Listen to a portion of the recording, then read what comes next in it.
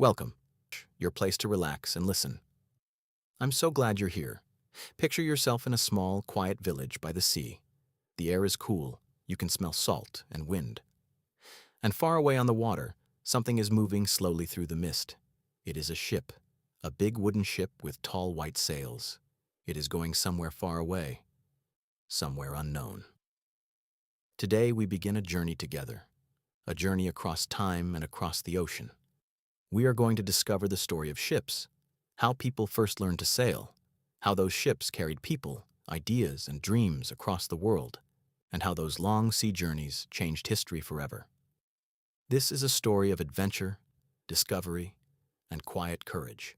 And as you listen, you will also practice your English. Slowly, calmly, without stress. That is what Storyline English is here for. If you are new here, welcome. We are so happy to have you. If you have been with us before, welcome back. You already know that every story here is made for you, the English learner who wants to grow. Please like this story and subscribe to Storyline English so you never miss a new journey. And now, let us sail together. The First Sailors and the Birth of the Boat. Our story begins a very, very long time ago. Thousands of years before our world looked the way it does today, people lived near rivers and along the edges of the sea. These people did not have cars. They did not have roads. But they had something important. They had water. And water could take them places. No one knows exactly who built the first boat. That moment is lost in history. But we know it happened a very long time ago. Perhaps someone watched a log float on the river. Perhaps a child pushed a piece of wood across a stream and watched it move. And slowly, over many years, people learned. They learned to shape wood. They learned to tie pieces together. They learned to use a flat piece of wood to push through the water and move forward. The first boats were very small. They were made for rivers and for calm water near the land. They carried fish. They carried food. Sometimes they carried one or two people across a lake. These were not ships, just simple rafts and small wooden canoes. But they were the beginning of something very important. And here's the thing about human nature. Once people learned to move across water, they wanted to go further. They looked out at the sea. They saw the horizon and asked a simple, powerful question. What is out there? That question changed everything. And in our story today, we are going to follow that question all the way from the first wooden boat to the great ships that built empires and connected the world. The Phoenicians, ancient masters of the sea. The story of great ships truly begins in the ancient world. Long ago, in a place we now call the Mediterranean Sea, a people called the Phoenicians learned to build ships unlike any the world had seen before. They lived along the coast where Lebanon and Syria are today. They were traders. They loved the sea, and they were not afraid of it. The Phoenicians built ships with deep curved hulls made to hold large amounts of goods. They filled these ships with glass, purple cloth, silver, and cedar wood. Then they sailed. They sailed west past the islands of the Mediterranean all the way to the coast of what is now Spain. Some historians believe they even sailed around the whole continent of Africa, thousands of years before European explorers tried to do the same. What made the Phoenicians great was not only their ships, but their courage and skill. They sailed at night, using the stars to guide them. The North Star was their compass, the wind was their engine, and the sea, dangerous and wide, was their road. They did not build empires with armies. They built something different: connections, ports, markets, and relationships between people across the Mediterranean world. Their ships carried not only goods, but ideas, languages, and alphabets. And this is where the story becomes truly remarkable. The alphabet you are using right now to read these English words, it traces back, in part, to the Phoenicians and the connections their ships made possible. Greek triremes and the Battle of Salamis. After the Phoenicians came other great sailors. The ancient Greeks built a different kind of ship. It was long, narrow, and fast. It was called a trireme. It had 3 rows of oars on each side, with men rowing together in perfect rhythm. These ships were not made for carrying goods. They were made for war. The Greeks used their triremes to protect their cities and fight their enemies. One of the most famous battles in history happened on water. the Battle of Salamis in the year 480 before Christ. The Persian king Xerxes brought a huge fleet of ships to attack Greece. The Greeks were smaller in number, but they knew the narrow waters near the island of Salamis very well. The Persian ships were large and slow in those tight passages. The Greek triremes moved fast and hit hard. Greece won that battle. That victory protected a small civilization that would go on to change the world with its ideas about democracy, philosophy, and science. Rome and the control of the Mediterranean. Then came Rome. The Romans at first were not sailors, they were soldiers who loved the land. But they understood something important. To build a great empire, you must also control the sea. So they built ships, hundreds of them.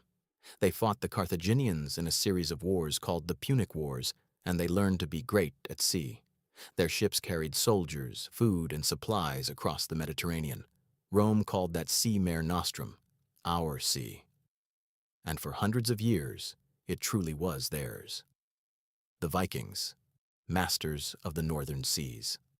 Many centuries passed, empires rose and fell, and then from the cold north, from the land of ice and long winters, came sailors unlike any before them. They were the Vikings, and their ships were a work of quiet genius. The Viking longship was beautiful in its design. It was long and narrow, like the triremes of Greece, but it had one important difference. It could sail in very shallow water. It could go up rivers far into the land, and it could also cross the open ocean. This made the Vikings something new. They were not only coastal sailors, they were ocean explorers. The Vikings sailed west across the North Atlantic.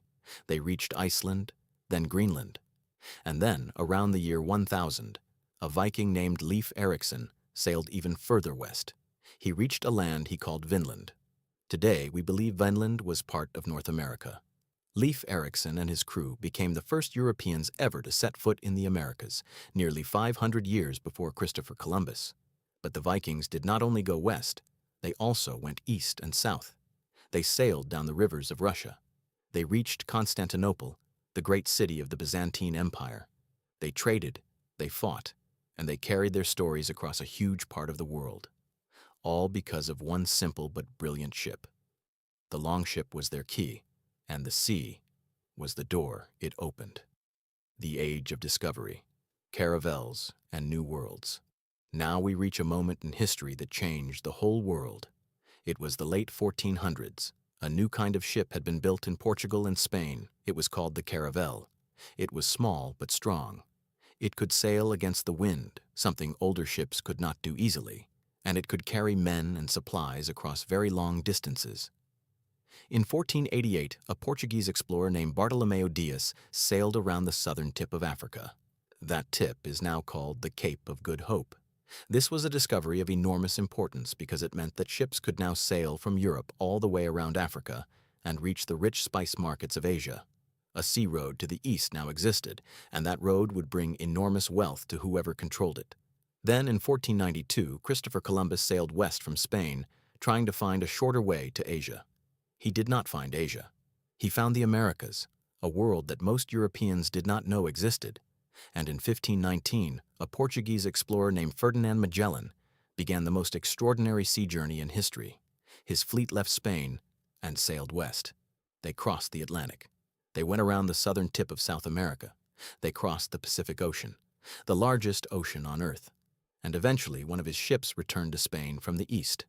For the first time in history, human beings had sailed all the way around the world. These journeys were not comfortable. Sailors ate hard bread full of insects. They ran out of fresh water. Many died from disease. But still they sailed, because the discovery waiting on the other side was worth the danger. The ships of the age of discovery did not only bring knowledge, they brought power, and they brought great suffering. After explorers came traders, and after traders came empires.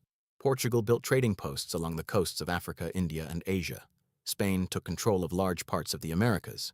Later, Britain, France, and Holland all built their own fleets. Each of these countries used their ships to take land, to move people, and to control trade routes across the globe.